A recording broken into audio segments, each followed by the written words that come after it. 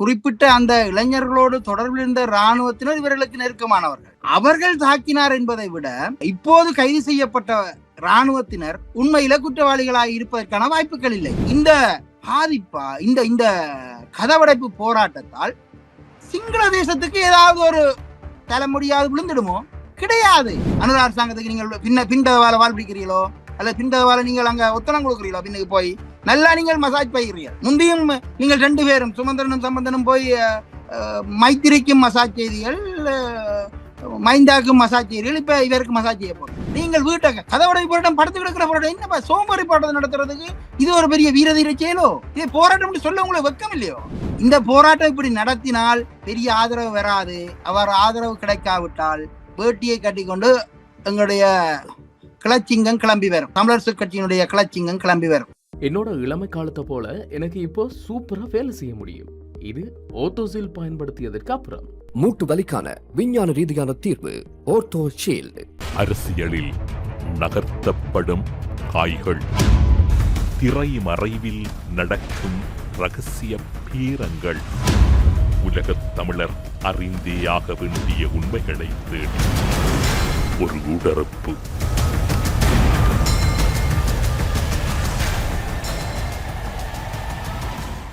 இன்றைய ஊடறுப்பு நிகழ்ச்சியில் எம்மோடு இணைந்து கொண்டிருக்கக்கூடியவர் பிரித்தானியாவில் இருக்கும் அரசியல் ஆய்வாளர் திவாகரன் அவர்கள்.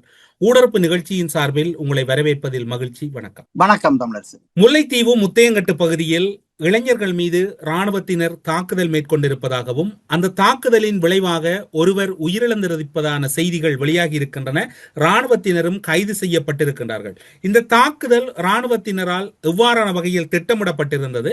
இந்த தாக்குதலினுடைய நோக்கம் என்னவாக இருந்தது? கைது நடவடிக்கையை நீங்கள் எப்படி பார்க்கிறீர்கள்? இந்த தாக்குதலானது அதாவது தமிழ் மக்கள் மீதான ஒரு ஈவிரக்கமற்ற தாக்குதலை கடந்த காலங்களில இந்த ஸ்ரீலங்கா முப்படைகளும் செய்திருக்கின்றன.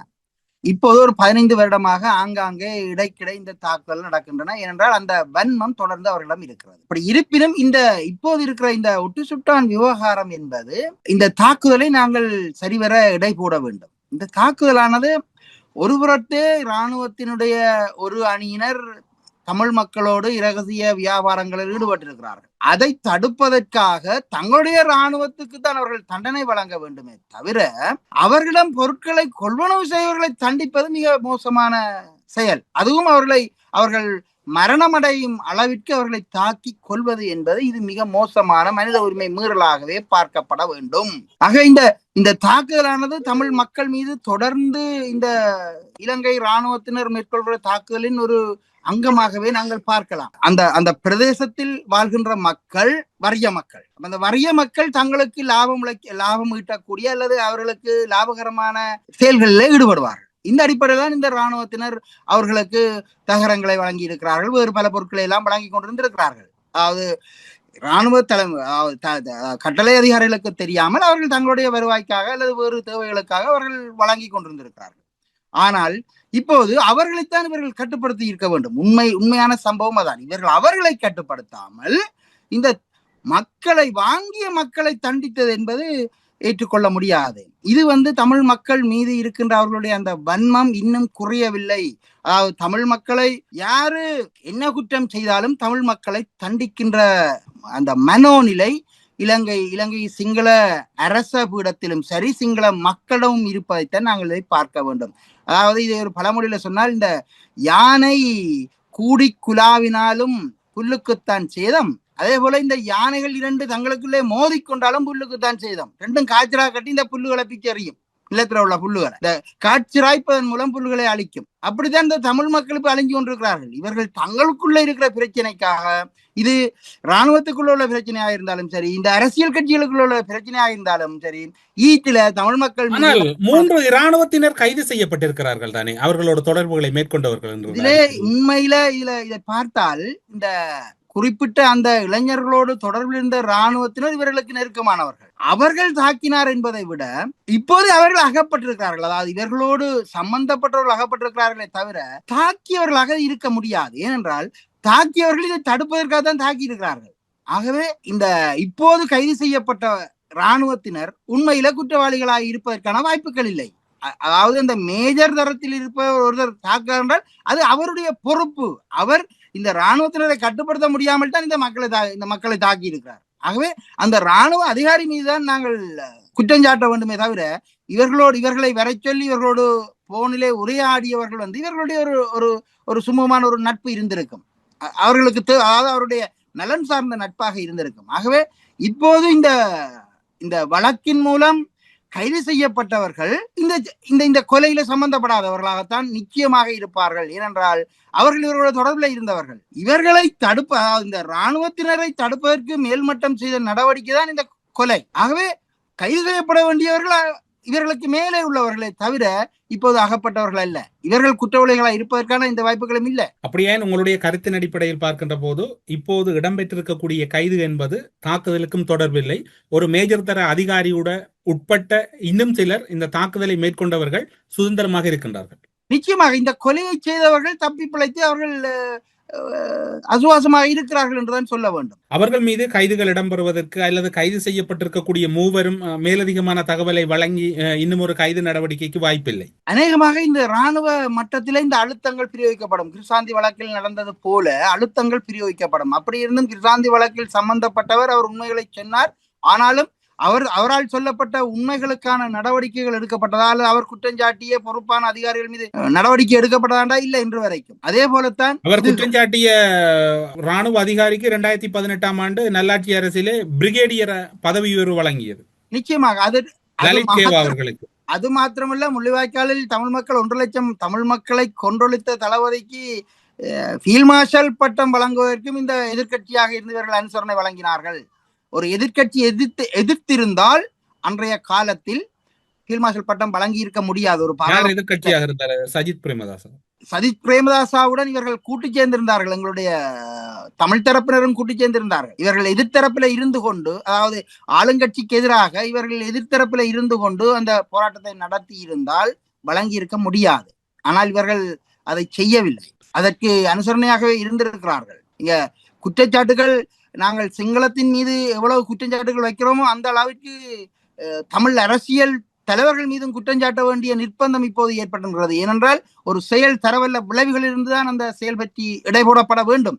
ஆகவே இங்க நாங்கள் எங்கள் தரப்பை மிக நாங்கள் கவனமாக இல்லாவிட்டால் நாங்களும் அந்த குற்றத்துக்கு உள்ளாவோம். அதாவது கட்டமைக்கப்பட்ட இனப்படுகொலையில தமிழ் தலைவர்கள் பங்குதாரர்களாக இருந்திருக்கிறார்கள் என்பதை நாங்கள் பகிரங்கமாக சொல்ல வேண்டும். ஏனென்றால் தாயக பறைப்பு ஆரம்பிக்கப்பட்ட போது, அதாவது கிழக்கு மாகாணத்திலே அதாவது பட்டிப்பிளையாறு கல்லோயாக மாற்றப்பட்டு குடியேற்றம் செய்யப்பட்ட போது அந்த அமைச்சரவையில் இருந்தவரும் நேரடியாக நின்று வழிநடத்தியவர்களும் தமிழ் தலைவர்கள் இருக்கிறார்கள். அப்ப அவர்களும் அந்த குற்றத்துக்கு உள்ளானவர்கள்.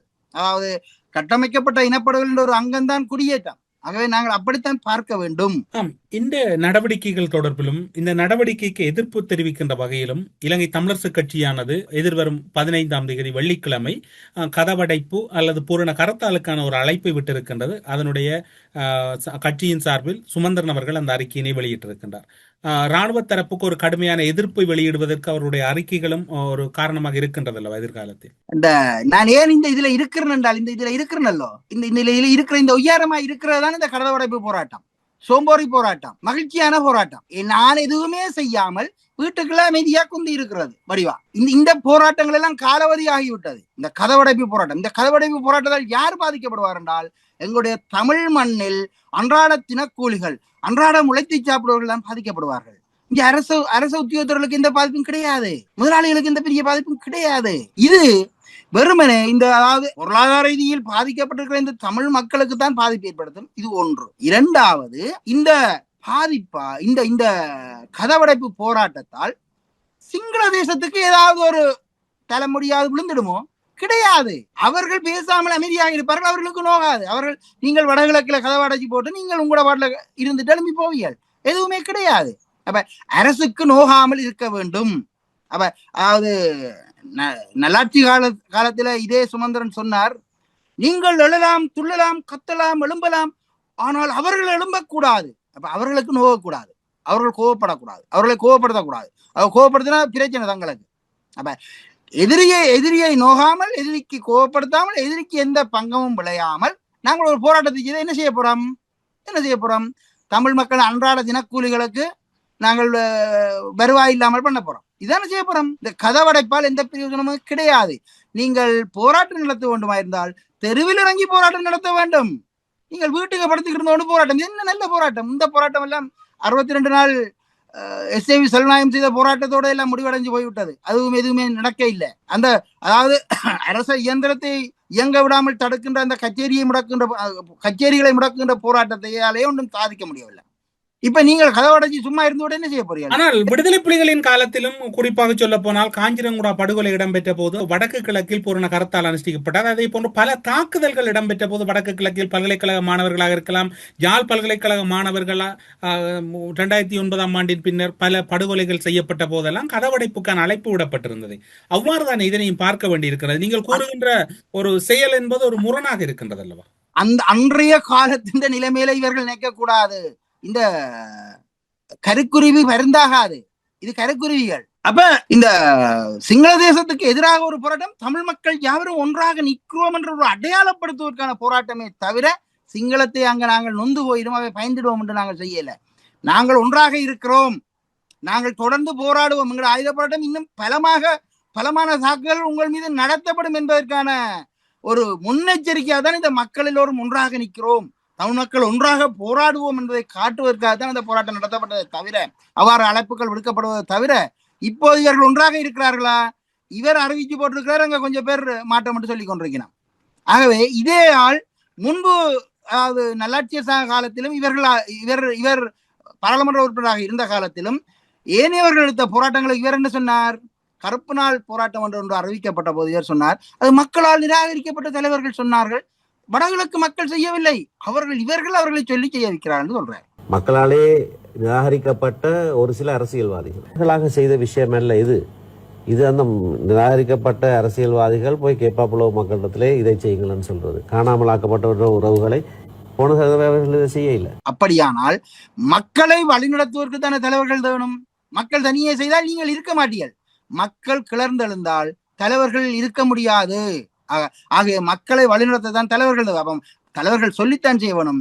ஆனால் நீங்கள் என்ன சொன்னீர்களோ அதே போல நீங்கள் இப்போது நிராகரிக்கப்பட்ட தலைவர், நீங்கள் பிந்தவாள் வந்த தலைவர். அப்ப நீங்க எப்படி அறிவிக்க முடியும் இதை? அப்ப இங்க முரணா இருக்கிறது அல்லவா? இங்கே ஒரு போராட்டத்தை நடத்துவது என்பது அதனுடைய அந்த கால சூழலில் என்ன தாக்கத்தை கட்சியினுடைய பதில் பொதுச் செயலாளராக அல்லது சுமந்திரன் கூறுவது போன்ற ஒரு பொதுச் செயலாளராக அவருடைய கடமையை தானே அவர் செய்திருக்கின்றார். நீங்கள் எப்படி அவரை பின்கதவால் வந்தவர் என்று கூற முடியும்? இந்த கடமை செய்வதற்கென்று வந்ததை இப்போது மக்களால் நிராகரிக்கப்பட்ட தலைவர் மக்கள் முன் அடிக்கடி தோன்ற வேண்டும் என்ற ஒரு விருப்பு அவருக்கு இருக்கிறது.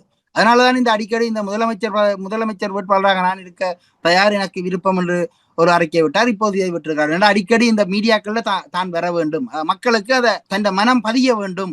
இது ஒரு விளம்பரம், இது தனக்கான விளம்பரமே தவிர மக்களுக்கான போராட்டம் அல்ல. அது இலங்கை அரசை அல்லது இலங்கை இராணுவத்தை அல்லது இலங்கையினுடைய அரச இயந்திரத்தை நாங்கள் முடக்குவதற்கு அல்லது அவர்கள் எங்கள் மீதான ஒரு கரிசனை காட்டுவதற்கு நாங்கள் போராட்டம் சரியான வழியிலே செய்யப்பட வேண்டும்.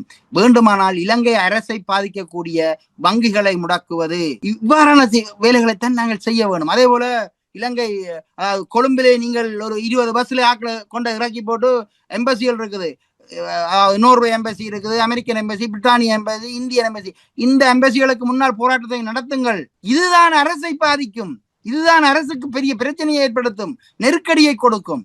அதை விடுத்து விட்டு நீங்கள் வடக்குல பூட்டி போட்டு படுத்திருந்தால் யாரு கேட்பான் உங்களை? இந்த உலகம் ஒருத்தரையும் பார்க்காது. இங்க நலன் சார்ந்ததான் உலகம்.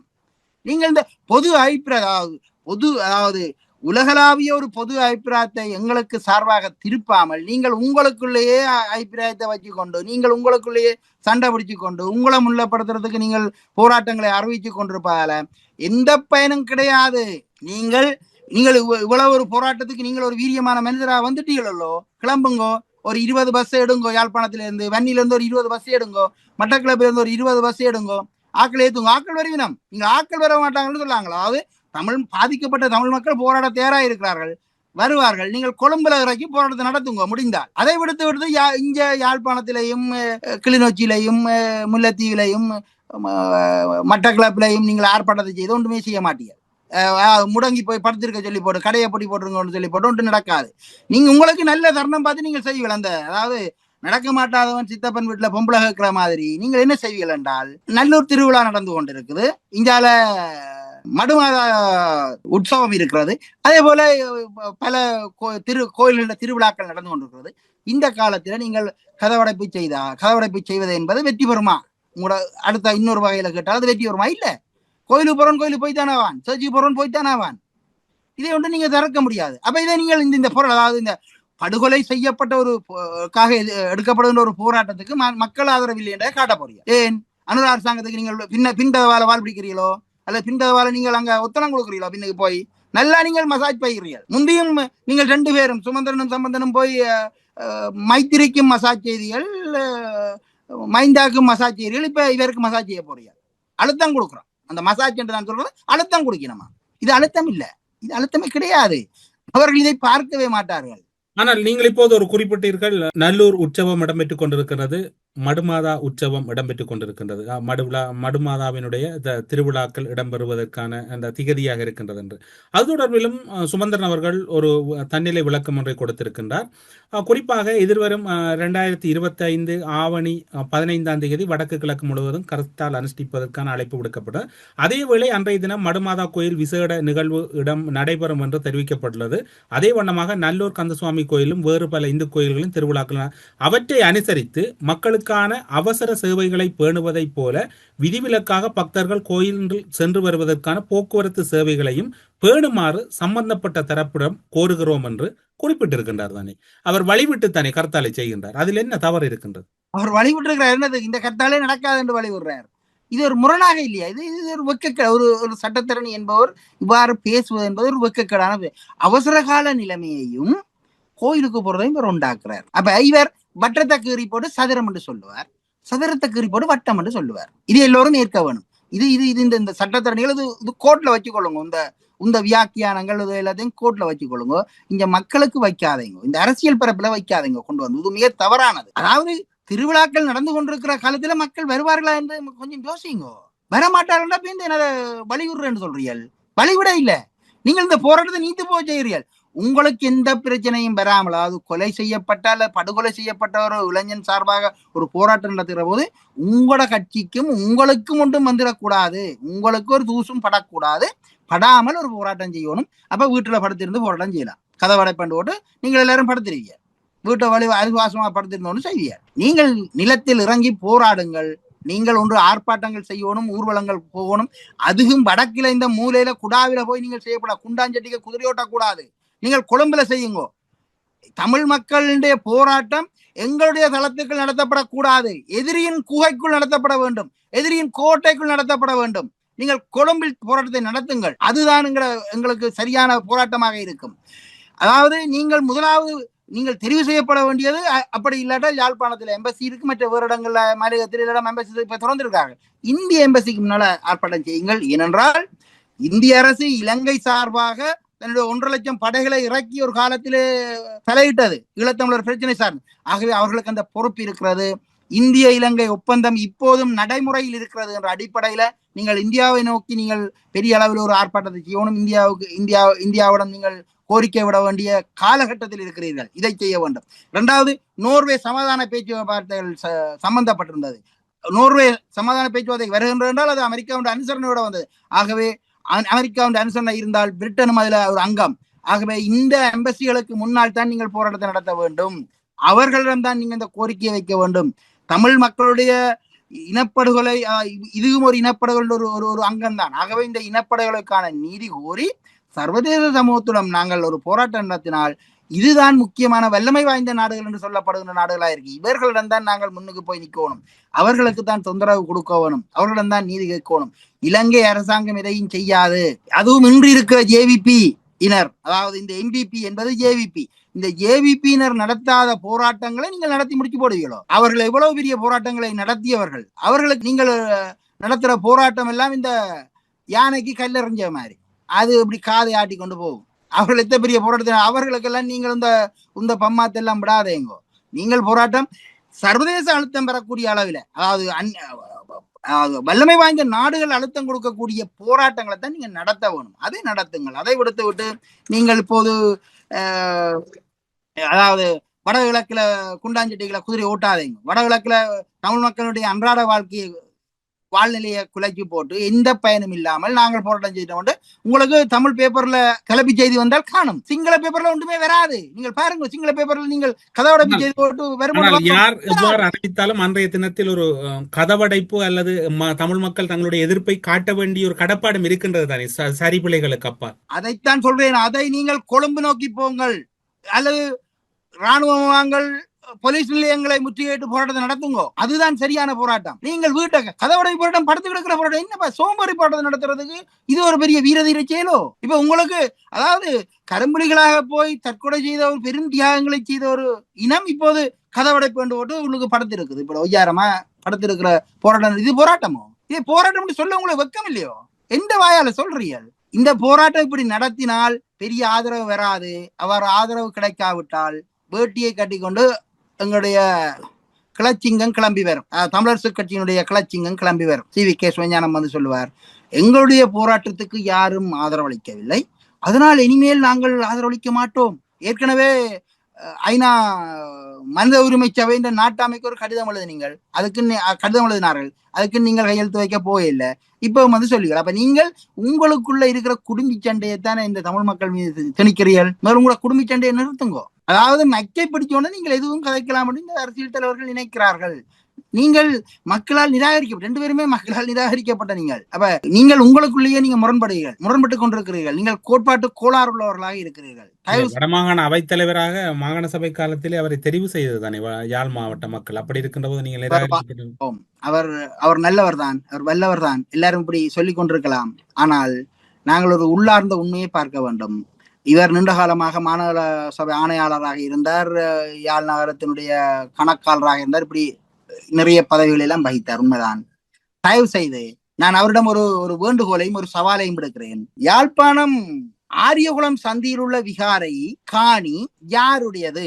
அந்த காணி வைத்தீஸ்வரன் கோயிலுக்கு சொந்தமான காணி. அந்த காணியுடைய பழைய தோம்பும் தாய் உறுதியிலேயும் அது அப்படித்தான் இருக்கிறது. இப்போது அது யாருடைய இருக்கிறது? பௌத்த படத்துக்கு போய்விட்டது. தயவு செய்து இது எவ்வாறு போனது என்ற உண்மையை உங்களுடைய வயோதிக பெறுதல் அந்திம காலத்திலாவது சொல்லி தொலைத்து விடுங்கள். நான் அவருக்கு பகிரங்க சவால் விடுகிறேன். அதை முதல் சொல்லுங்கள், யாருடைய காணி, இது எப்படி அங்கே போனது, பௌத்த சங்கத்துக்கு போனது என்பதை நீங்கள் ஒரு சொல்லுங்க. வந்து தமிழ் மக்களுக்கு நியாயம் கேட்கிற நீங்கள் தானே, அதை முதல் சொல்லுங்க. வந்து அதை சொல்லி போட்டு பிறகு நீங்கள் உங்களோட அதாவது தமிழரசு கட்சியின் தலைவராக இருந்து கொண்டு கோல வச்சுங்க. அதை விட்டு நீங்கள் எதையுமே சொல்லாமல் பின்கதவால் அரசுக்கு அந்த காலத்தில் இருந்து சேவகம் செய்துவிட்டு இப்போது வேட்டியை கட்டி கொண்டு வந்து தமிழ் மக்களுக்கு அரசியல் நடத்துறீங்க. வயோதிப காலத்துல நடக்க முடியாத காலத்துல இந்த சப்பானி போராட்டத்தை நடத்த வலிக்கிறீர்கள். அதுவும் சோம்போரி போராட்டம். வீட்டுக்கு படுத்திருக்க போறீர்கள். இப்ப நான் இருக்கிறது இது, அவர் படுத்திருக்கிறதான். அதை பாருங்க, இப்படி இருந்தோன்னு அவர் போராட்டம் நடத்துறார் 2 பேரும். நீங்கள் தொடர்ச்சியான குற்றச்சாட்டுக்களை முன்வைத்தாலும் இலங்கை தமிழரசு கட்சியாக இருக்கலாம் அல்லது இப்போது இருக்கக்கூடிய ஒரு பலமான நாடாளுமன்ற உறுப்பினர்களையும் உள்ளூராட்சி சபைகளையும் வைத்திருக்கக்கூடிய ஒரே கட்சி இலங்கை தமிழரசு கட்சி. அவர்கள் தொடர்ச்சியாக விமர்சனங்களை தாண்டியும் தங்களுடைய கருத்துக்களை முன்வைக்கின்றார்கள். அதற்கு அப்பால் இப்போது இலங்கையில் இடம்பெற்ற யுத்த குற்றம் தொடர்பிலும் போர்க்குற்ற விசாரணை அல்லது சர்வதேச விசாரணையின் மூலம் இராணுவத்தினர் தண்டிக்கப்பட வேண்டும் என்கிற கருத்துக்களையும் அவர்கள் தொடர்ச்சியாக வலியுறுத்துகிறார்கள். விமர்சனங்களுக்கு அப்பால் மக்களினுடைய தெரிவாக இலங்கை தமிழரசு கட்சி இருக்கின்ற போது அவர்களுடைய அழுத்தங்களுக்கும் ஒரு பெருமதி இருக்குதான். நிச்சயமாக அவருடைய நான் ஏற்கனவே சொன்ன அழுத்தம் தான். அவர்களுக்கு மசாஜ் பண்றதுதான் அழுத்தம். இவர்கள் கொடுக்கிற அழுத்தம் என்பது அவர்களுடைய உடம்புக்கு மசாஜாக இருக்கும். ஆகவே இந்த இவர்களுடைய அழுத்தம் எவ்வாறு இருக்கிறது என்பதை நாங்கள் பல உதாரணங்களாக நான் சொல்லுவேன். கடந்த காலத்தில் அவர் கிளிநொச்சியில ஜெகத், அதாவது போர்க்குற்றவாளியாக தமிழ் மக்களால் ஐநா வரைக்கும் கொண்டு பிரேரிக்கப்பட்ட பெயர்களில் ஒன்று ஜெகத் டயாஸை இவர் எவ்வாறு கட்டி தழுவி கூட்டு செல்கின்றார் என்ற ஒரு வீடியோ காட்சியையும் புகைப்படங்களையும் நீங்கள் பார்த்திருப்பீர்கள். அதைவிட அதாவது சுமந்திரன் அவர்கள் மீது தாக்குதல் நடத்த போகிறார்கள் என்று சொல்லி, அதாவது ஒரு டசனுக்கு மேற்பட்ட 12-13 பேர் என்று நினைக்கிறேன், முன்னாள் போராளிகள் தடுத்து வைக்கப்பட்டிருக்கிறார்கள். இவருடைய அதாவது சுமந்திரன் மீது தாக்குதல் நடத்த வேண்டும். ஆகவே அந்த 15 பேர் அதாவது சிறைச்சாலையில் அடைக்கப்பட்டு வைத்திருப்பது என்பது சுமந்திரனின் பெயரால். அந்த அவர்களுக்கு சுமந்திரன் தனக்கு இவர்களால் எந்த பிரச்சனையும் இல்லை என்று இவர் ஒரு எழுத்து மூல வாக்கு மூலம் கொடுத்தால் அவர்களுக்கான அந்த வழக்கு ஆட்டோமேட்டிக்காக இல்லாமல் போய்விடும். அவர்கள் விடுதலையாகி விடுவார்கள். இன்று வரைக்கும் அவர்கள் இப்ப 10 வருடங்களுக்கு இருக்கு நினைக்கிறேன், 10 வருடங்களுக்கு நெருங்கி விட்டது என்று நினைக்கிறேன். அவர்கள் அடைக்கப்படுகிறார்கள். ஒரு 12 பேர் 13 பேர் அடைத்து வைக்கப்பட்டிருக்கிறார். அவர்களை விடுதலை செய்வதற்கு எந்த ஒரு ஆவணமும் செய்யாத இந்த சுமந்திரன் அவர்கள் இராணுவத்துக்கு எதிராக அவர் குரல் கொடுக்கிறார் என்று நீங்கள் சொல்ல வாருகிறீர்களா? இதே போல டக்ளஸ் தேவானந்தா, அதே போல திருமதி மகேஸ்வரன், இவர்களால பலர் அங்கு அடைக்கப்பட்டிருக்கிறார். முன்னாள் போராளிகள் என்று அவர்கள், அதாவது போராட்ட காலத்திலும் அவர்கள் காடுமேடு பள்ளமெல்லாம் கிடந்து ஊனுறக்கம் இல்லாமல் இருந்தவர்கள் இப்போதும் சிறையில் அடைக்கப்பட்டிருக்கிறார்கள். முதல் அவர்களை விடுதலை செய்வதற்கு வழியை தேடுங்கள். இதெல்லாம் தமிழ் மக்களுக்கு செய்ய வேண்டிய அடிப்படை பிரச்சனைகள். இதெல்லாம் நீங்கள் விடுதலை செய்து போட்டு நீங்கள் பேசலாம், நீங்கள் சுத்தமானவர்கள் என்று பேசலாம். உங்களிடம் இருப்பதே இரட்டை வேடங்கள், நீங்கள் இரட்டை முகவர்கள். நீங்கள் கொழும்பில் இருந்து கொண்டு அல்லது தமிழ் மக்கள் மத்தியில் இருந்து கொண்டு தமிழ் மக்களுக்கு நண்பனின் வடிவில் இருக்கிற எதிரிகளாக இருக்கிறீர்கள். நீங்கள் முதல்ல உங்களை நீங்கள் திருத்திக் கொள்ளுங்கள். இவையெல்லாம் செய்தால்தான் நீங்கள் போராட்டம் செய்வதற்கு தகுதியுடையவர்களாக இருப்பீர்கள். நீங்கள் இதையெல்லாம் செய்யாமல் நீங்கள் ராணுவத்துக்கு எதிராக போராட போறீங்களாம். நீங்கள் ராணுவத்துக்கு எதிராக போராட போறது மக்களை எங்கடையாக்களே அடைச்சி வச்சுக்கிறீர்கள் உங்களின் பேரால். நீங்க அதை முதல் விடுதலை செய்யறதுக்கு வேலையை செய்யுங்க. நீங்க அதை விடுத்து விட்டு இப்போது நாங்கள் சோம்பேறித்தனமாக ஒரு சோம்பேறி போராட்டத்தை நடத்த வேண்டும் அறிவிச்சு போட்டு இருக்க போறீர்கள். இதையும் மக்கள் மீதும் எதிர் அணியினர் மீதும் கயேந்திரகுமார் பொன்னம்பலமோ அல்லது இனிய கட்சிகள் மீதோ டிடிஎன்ஐ மீதோ நீங்கள் குற்றஞ்சாட்டுகள் உங்களுக்கு அவர்கள் ஆதரவளிக்கவில்லை என்று சொல்லுவீர்கள். இது மிக அபத்தமானது. நீங்கள் இந்த ஏட்டிக்கு போற இந்த போராட்டம் தமிழ் மக்களுடைய ஒரு தேசிய விடுதலை போராட்டத்தை, தமிழ் மக்களுடைய தேசிய இனப்பிரச்சனையை, தமிழ் மக்களுக்கான அரசியல் உரிமைகளை பெறுவதற்கு நீங்கள் தனியே ஆளுக்கால் சண்டை பிடிப்பதற்காக கையாளக்கூடாது. நீங்கள் அனைவரும் ஒரு போராட்டம் நடத்தினால் அது ஒன்றிணைந்து செய்ய வேண்டும், அதை அட்டபுஷ்டியாக செய்ய வேண்டும். அதை விடுத்துவிட்டு நீங்கள் தனித்தனியே உங்கள் பேருக்கும் புகழுக்கும் நீங்கள் உங்களை தனி மனித முன்னிலைப்படுத்தலுக்காக தந்த போராட்டங்கள் நடத்த வருகிறீர்கள். முதல் நிறுத்திவிட்டு நீங்கள் சர்வதேச அழுத்தம் பெறக்கூடிய போராட்டங்களை நீங்கள் தெரிவு செய்யுங்கள். இலங்கை அரசாங்கத்துக்கு வருமானத்தை ஈட்டக்கூடிய துறைகளை முடக்குவதற்கான வேலைகளை செய்யுங்கள். அதே போல இலங்கை அரசனுடைய அரச இயந்திரம் இயங்காமல் இருப்பதற்கான வேலையை செய்யுங்கள். இலங்கை அரசனுடைய சர்வதேச அந்த கௌரவத்தை கேள்விக்குள்ளாக்கக்கூடிய போராட்டங்களை நடத்துங்கள். அதுதான் இலங்கை அரசுக்கு, இன்று இருக்கிற இந்த அனுர அரசுக்கு அழுத்தத்தை கொடுக்கும், நெருக்கடியை கொடுக்கும். அந்த நெருக்கடி தான் தமிழ் மக்களுக்கான தீர்வின் அளவை தீர்மானிக்கும். அதை விடுத்து இந்த சப்பானி போராட்டம் வந்து இந்த புலுடா விடக்கூடாது. இது ஒரு அபத்தமானது. இது மக்களை ஏமாற்றுகின்ற செயல். நீங்கள் ஒரு வரலாற்று பதிவாக பேப்பர்ல இந்த தமிழ் ஊடகங்கள்ல உங்களோட படமும் பேரும் வருவதற்கான வேலைகளை செய்வதாகத்தான் நான் கருதுகிறேன். ஊடறுப்பு நிகழ்ச்சியில் இணைந்து கொண்டு சமகால தமிழ் தேசிய அரசியலிலும் வடக்கு கிழக்கு அரசியலிலும் தாக்கம் செலுத்தக்கூடிய அரசியல்வாதிகளின் நிலைமைகளும் தற்போதைய சூழ்நிலையில் ஒட்டுமொத்த தமிழர்களும் எடுக்க வேண்டிய முடிவுகளும் என்று மிக முக்கியமான கருத்துக்களை ஊடறுப்பு நிகழ்ச்சியின் வாயிலாக பகிர்ந்து கொண்டமைக்கு சிறப்பு நன்றிகளோடு உங்களிடம் விடைபெற்றுக் கொள்கிறோம். நன்றி, வணக்கம். நன்றி. அரசியலில் நகர்த்தப்படும் காய்கள், திரைமறைவில் நடக்கும் ரகசிய பீரங்கள், உலகத் தமிழர் அறிந்தேயாக வேண்டிய உண்மைகளை தேடி ஒரு ஊடறுப்பு.